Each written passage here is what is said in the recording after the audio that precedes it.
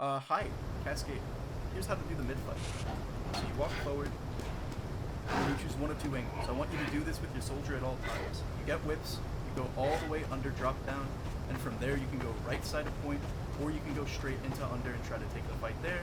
If not, then you can walk all the way from this side of the spawn right here, straight under, where you can go cave, or you can go like left side of point.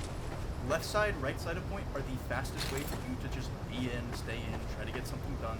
However, if you do want to play cave, if you do want to play under, it's committed. Your team needs to wait for you, and you guys need to wait for them. To play the under fight is pretty simple. If you want to play it a bit passive, you just play it like this. If you want to play it aggressive, you unrev, try to get on this wall as quickly as possible without QC. If you're caught in the transition, you're probably dead, which is why the passive is much better if you're just keeping yourself alive or backing up if you need to.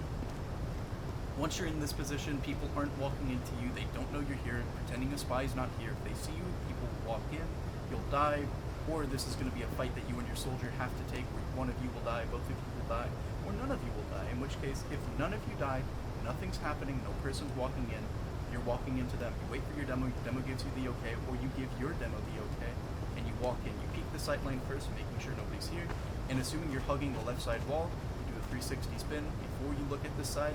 You could try doing this, but it's risky because you're leaving this open. Same thing with this other wall. You look over here, do a 360, and then you're looking at this automatically.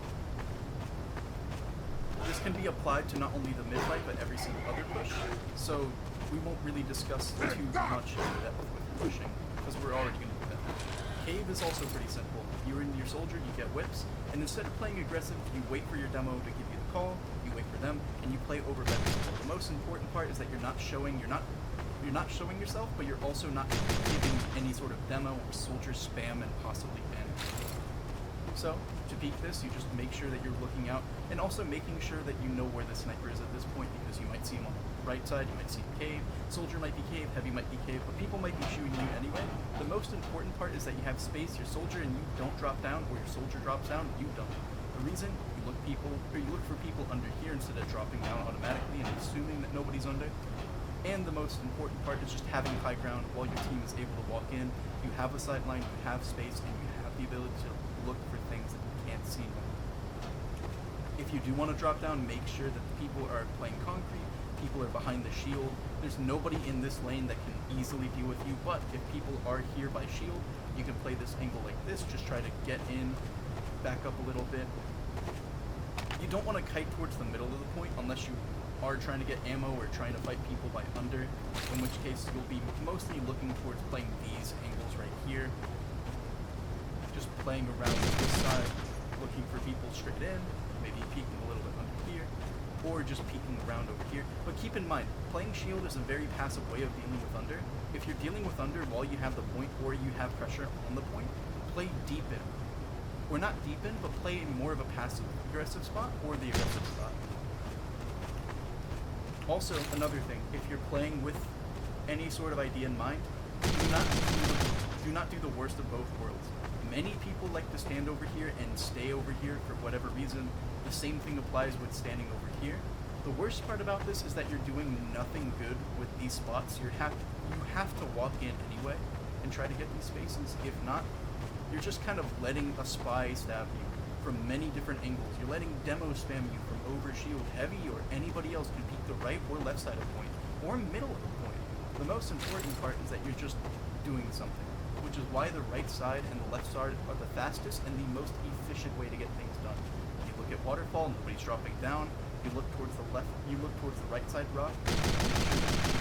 Make sure that you're watching out for sniper on bats, because he will kill you from this spot. He does have an angle unless you walk all the way in to about right here. You look for people on the left side, and here's the most important part. No matter what you are doing on point, if you see somebody walking into lower, you call that out. The best way to deal with people lower, if you're not already there and you're already committed, is to walk forward. However, if you do have the time, if you do have the space, you have the buff, you have the heals, and maybe you have the players, that's when you can go ahead and try fighting them yourself. Especially if people are walking in from their side, going in under, so you can go for a bitch. Yes. The main idea with right side is that you're hugging this wall, not so much letting people drop down, but just being a nuisance to people walking in. Same thing with the left side. You don't want to go towards the middle of the point, you want to hug the left side. This is much better for a refight instead of just for a general fight.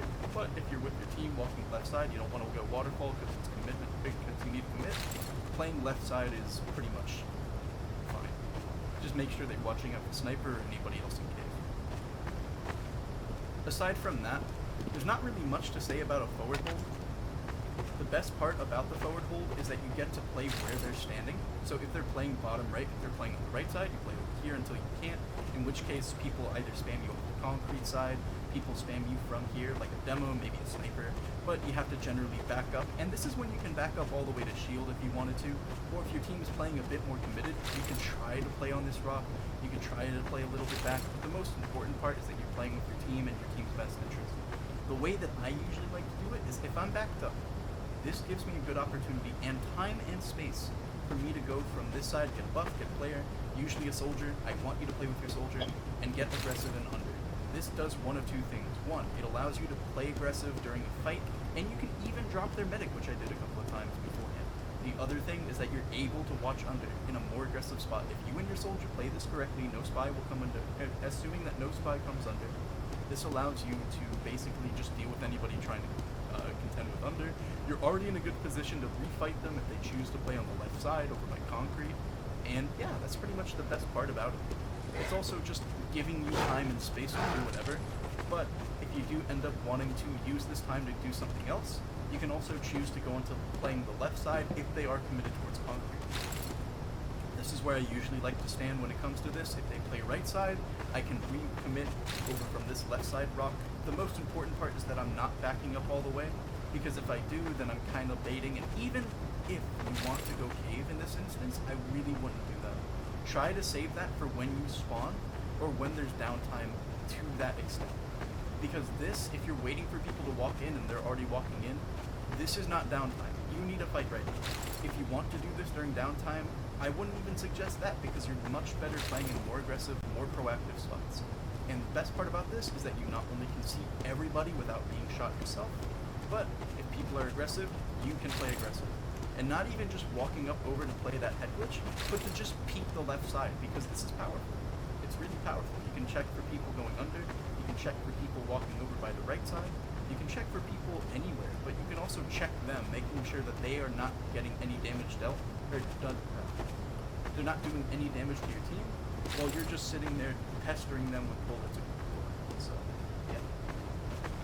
The most important part is that you're not rotating all the way to these committed spots because they're the best spots to play.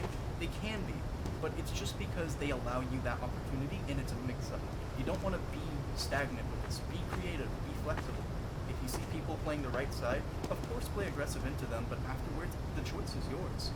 If they're committed, it might be better for you to just play a little back by shield, readying yourself to play right side, watching for waterfall in this instance.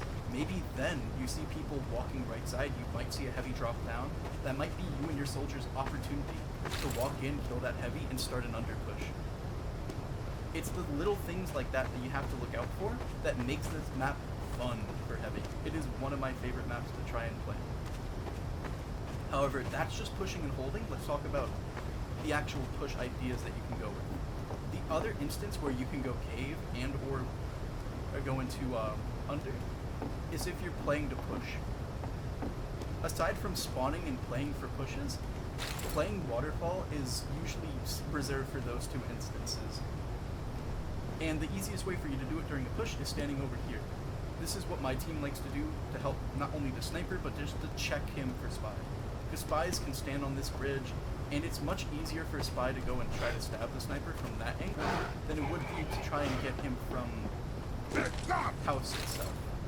So you're just sitting here protecting your sniper, watching out for spies, maybe peeking this angle a little bit, maybe watching out for people walking in on the left side, trying to bomb in from the left side, scouts, soldiers. But also here's the important thing.